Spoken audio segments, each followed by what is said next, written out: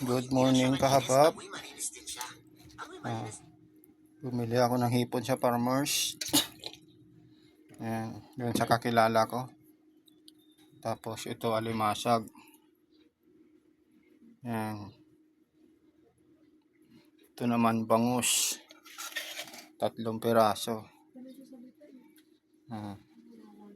Tapos bumili din ako ng tahong. Bumili din ako ng lato. Yung tinatawag nila na lato. Ayan.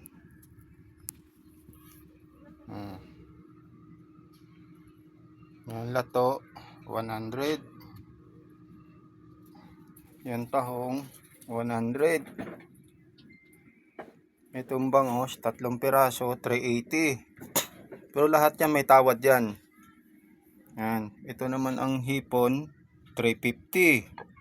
Halos 2 kilo. Kakilala kong binilhan yan. Pero pag kayo bumili, mahal yan. Pag sa akin na nagmumura yan. Itong alimasag 350 din. Yan o. Pero mahal talaga sa farmers yan. Kakilala ko lang. Yan, lato.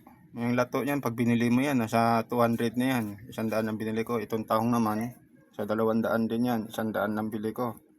Yung bangus, pamapatak yan sa 400. 450. Yung hipon, no, halos 2 kilo.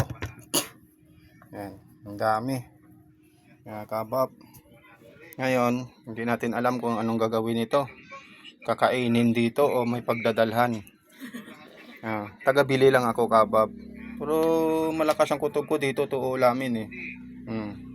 Makita-kita yung mga dugo-dugo, lahi-lahi.